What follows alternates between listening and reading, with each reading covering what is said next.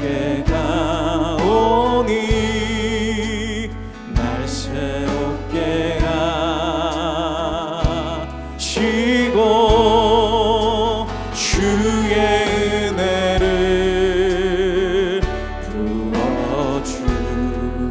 부어주소서.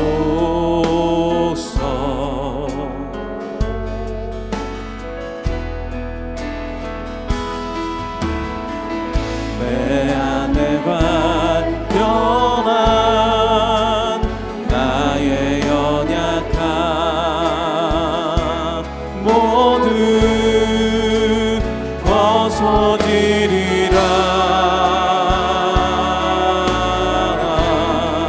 주의 사랑으로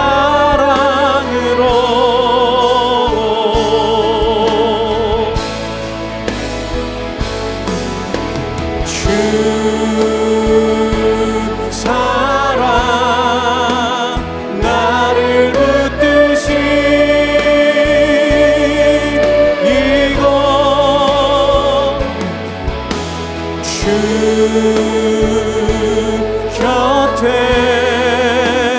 날 이끄소서.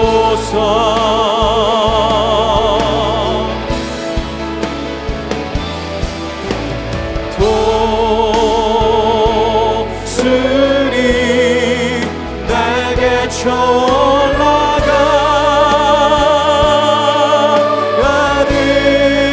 나 주님과 함께 일어나 걸으리. 주의 사랑 안에.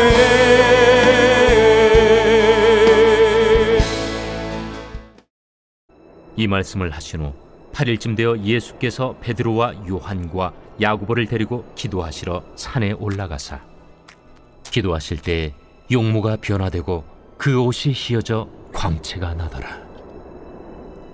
문득 두 사람이 예수와 함께 말하니 이는 모세와 엘리야라.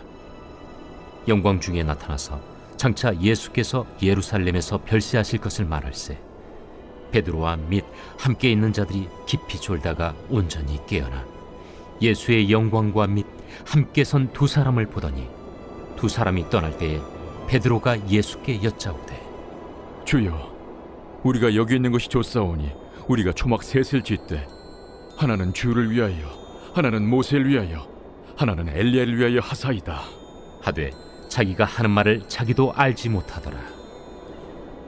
이 말할 즈음에 구름이 와서 그들을 덮는지라. 구름 속으로 들어갈 때 그들이 무서워하더니 구름 속에서 소리가 나서 이는 나의 아들 곧 택함을 받은 자니 너희는 그의 말을 들으라. 소리가 그침에 오직 예수만 보이더라. 제자들이 잠잠하여 그 본 것을 무엇이든지 그때에는 아무에게도 이르지 아니하니라. 1953년 에드먼드 힐러리와 태징 노르가이는 인류 역사상 최초로 에베레스트 정상을 정복했습니다. 하지만 그들은 정상에 머물지 않았고 단 15분에서 30분 동안 깃발을 꽂고 사진을 찍은 후에 곧바로 하산을 시작했습니다. 그 이유가 무엇일까요? 정상에 오래 머무르면 목숨이 위험했기 때문입니다. 해발 8,000m 이상은 데스존이라고 불립니다. 산소가 부족하고 날씨가 급변하며 체력이 급격히 소모되기 때문에 너무 오래 머물면 생명을 잃을 가능성이 크기 때문입니다.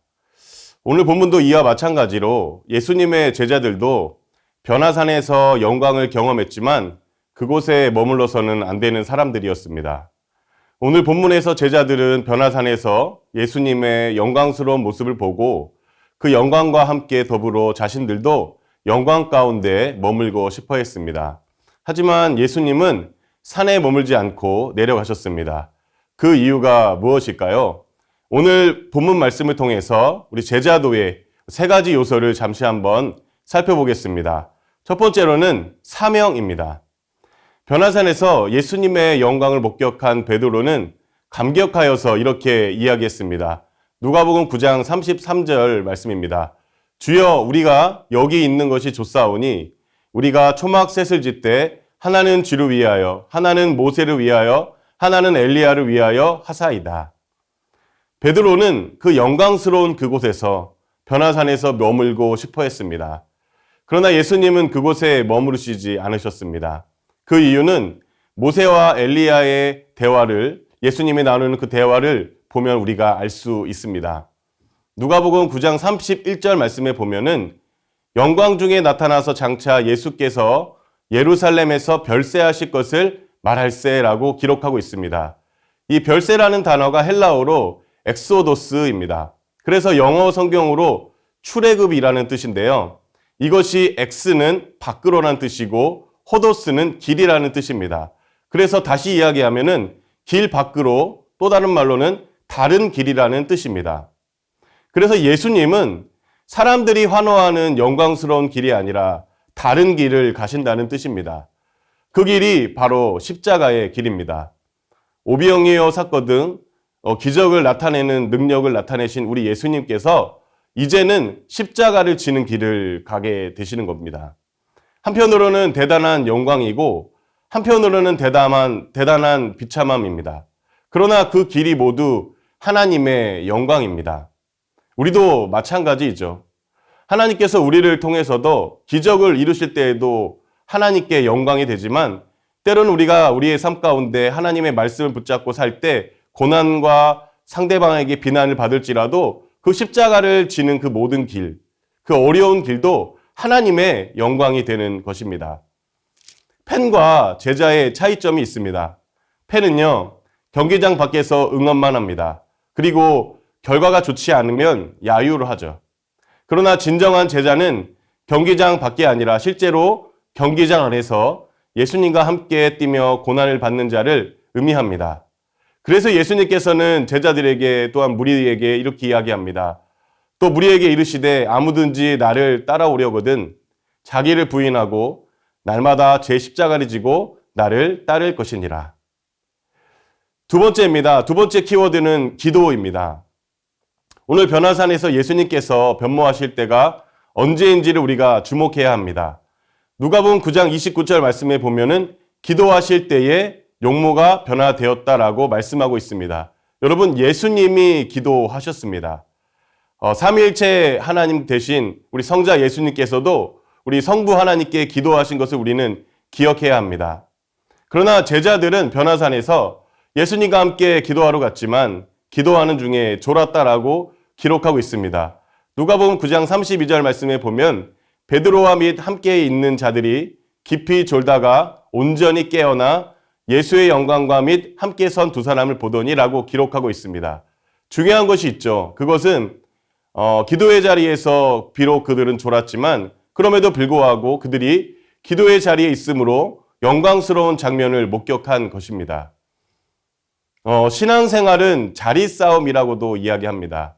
예배의 자리, 기도의 자리, 말씀의 자리에 있느냐 없느냐가 굉장히 중요한 것이죠. 오순절 마가의 다락방에서 성령께서 임하셨을 때에 그 자리에 있었던 120명 모두가 성령을 체험했습니다. 당시 예루살렘을 떠나지 말고 성령을 기다리라고 예수님께서 말씀하실 때에 그 말씀을 들은 사람은 고린도전서 15장에 근거하면 500여 명이었습니다. 그렇게 따지자고 보면은 380명은 그 자리에 없었던 것이죠. 오직 그 120명의 문도들만 성령을 체험했습니다. 신자가 있어야 할 자리에 있기를 간절히 소망합니다. 실제로 오늘도 이 말씀을 듣고 있는 분들은 매일 은혜의 자리에 있는 분들이시죠. 도서관에 한번 가보세요. 공부 잘하는 사람들만 와 있습니다. 공부를 해야 되는 사람들은 없습니다. 헬스장에도 한번 가보십시오. 몸매에 좋은 사람들만 있습니다. 운동해야 될 사람들은 없다는 것이 아쉬운 것이죠. 우리도 마찬가지인 것 같습니다. 3대 특세나 부흥회나 여러 집회 때에 정말 들어야 할 사람들이 안 온다는 것이 아쉬운 것입니다. 사랑하는 우리 더사랑의 교회 성도님들, 날마다 은혜의 자리, 기도의 자리를 사모하시기를 간절히 축복합니다. 시편 73편 28절 말씀에 보니까요. 하나님께 가까이함이 내게 복이다 라고 말씀하고 있습니다. 이 말씀을 꼭 가슴에 새기시기를 간절히 소망합니다. 세 번째 키워드는 순종입니다. 변화산에서 하나님의 음성이 들려왔습니다. 누가복음 9장 35절 말씀에 근거하면 구름 속에서 소리가 나서 이르되 이는 나의 아들 곧 택함을 받은 자니 너희는 그의 말을 들으라. 이렇게 말씀하고 있습니다. 하나님께서 예수님을 단순한 선지자나 교사로가 아니라 하나님의 아들로 확증하심으로 예수님이 구약의 율법과 선지자의 말씀을 완성하는 분임을 선포하시는 것입니다. 히브리서 1장 1절에서 2절 말씀에 보면은 옛적의 선지자들을 통하여 여러 부분과 여러 모양으로 우리 조상들에게 말씀하신 하나님이 이 모든 날 마지막에는 아들을 통하여 우리에게 말씀하셨으니라고 기록하고 있습니다. 예수님께서 그래서 말씀하신 그 예수의 길, 그 좁은 길을 우리가 따라가라는 것입니다. 지난 3대 특세 때 은혜 받았던 말씀입니다. 여호수아가 여리고성 앞에서 하나님의 군대 대장을 만났을 때 그는 즉시 엎드리며 이렇게 말했습니다. 여호수아 5장 14절 말씀에 보니까요. 내 주여 종에게 무슨 말씀을 하려 하시나이까. 군대 대장은 이렇게 이야기했습니다. 내 발에서 신을 벗어라. 이것은 내 발에서 신을 벗어라라는 뜻은 주도권을 맡기고 자신을 따르라는 것이죠. 이 찬송가가 기억이 납니다. 믿는 사람들은 주의 군사니 앞서가신 주를 따라갑시다. 이 고백이 우리의 고백이 되기를 간절히 소망합니다. 블란든의 줄타기 이야기를 지난주에도 들었죠. 유명한 고개사 블란든은 나이가라 폭포 위에서 외줄을 타고 건너는 도전을 했습니다. 그리고 그는 군중들에게 물었습니다. 여러분, 제가 누군가를 업고 건널 수 있을 거라고 여러분은 믿으십니까? 군중들은 외쳤습니다. 우리는 믿습니다. 그러자 블란든이 다시 물었습니다. 그럼 누가 나와 함께 가겠습니까? 모두가 침묵했죠. 왜냐하면 그들은 군중이고 팬들이었기 때문입니다. 어떠한 희생을 감수하지 않습니다. 그러나 단 한 사람, 그의 매니저만 그의 어깨에 올라탔던 것이죠. 제자란 예수와 함께 그의 말씀대로 살아가는 자들입니다. 이스라엘이 여리고성을 7바퀴 돌고 외쳤을 때 성벽이 무너졌습니다. 그러나 여리성을 돌 때에 가장 중요한 명령 중에 하나가 말을 하지 말라는 것이었습니다. 여호수아 6장 10절 말씀에 있습니다. 이해가 되지 않지만 하나님의 말씀에 절대 순종했을 때 승리를 경험하게 되는 것입니다. 믿음은 위험을 내포하는 모험입니다. 분명한 표지판이 없기 때문이죠. 그러나 그 모험 끝에는 하나님의 영광이 있다는 것을 우리는 기억해야 합니다. 우리는 여전히 안전하고 편한 곳을 원하지만 예수님은 십자가를 선택하셨습니다. 예수님께서 변화산에서 곧장 하늘로 올라가셨다면 인류의 구속은 이루어질 수 없었습니다. 그러나 예수님은 영광에서 내려와 가장 낮은 자리인 십자가로 가셨고 그 결과로 하나님께서 그를 가장 높은 자리에 두셨습니다. 위험한 길엔 표지판이 없습니다. 예수님을 따르는 길엔 우리가 원하는 표지판이 없습니다. 이 길은 편안합니다라는 표지판이 없습니다. 이 길로 가면 반드시 성공할 것입니다라는 보장도 없습니다. 그리고 위험하니 가지 마십시오라는 경고를 해주는 말도 없습니다. 그러나 분명한 것이 하나 있습니다. 예수님이 그 길을 먼저 가셨다라는 사실입니다. 제자들은 변화산에서 영광을 보고 그 자리에 머물고 싶어 했지만 예수님은 십자가를 향해 내려가셨습니다. 우리는 여전히 지금도 편안한 길을 원하고 안전한 표지판을 찾지만 우리 예수님은 우리 대신 십자가의 길을 걸으셨습니다. 그리고 우리는 위험을 감수하려고 하지 않지만 예수님을 감수하셨습니다. 우리는 희생을 피하려 하지만 예수님은 희생을 선택하셨습니다. 이제 우리에게 남은 질문은 이것입니다. 예수님이 내려가신 그 길을 나도 따라갈 것인가? 우리가 원하는 대로 친절한 표지판은 없을지 몰라도 그 길을 함께 걸어가시겠습니까? 우리 함께 기도 제목을 읽고 기도하며 나아가겠습니다. 주님, 편안함을 구하는 것이 아니라 사명을 따라 십자가의 길을 걷는 제자가 되게 하소서. 변화산에서 영광에 머물고 싶어 했던 베드로처럼 머무는 신앙이 아니라 예수님처럼 내려가 사명을 감당하는 믿음을 주옵소서. 기도의 자리를 떠나지 않고 늘 깨어있는 자가 되게 하소서. 제자들이 변화산에서 졸았지만 기도의 자리에 있었기에 영광을 보았던 것처럼 저도 언제나 주님 앞에 나아가 기도의 자리, 예배의 자리를 지키게 하옵소서. 하나님의 음성을 듣고 즉시 순종하는 믿음을 주옵소서. 하나님의 말씀을 듣고도 망설이는 자가 아니라 여호수아처럼 여리고성을 돌던 이스라엘 백성처럼 온전히 순종하며 나아가는 신실한 제자가 되게 하옵소서. 아멘.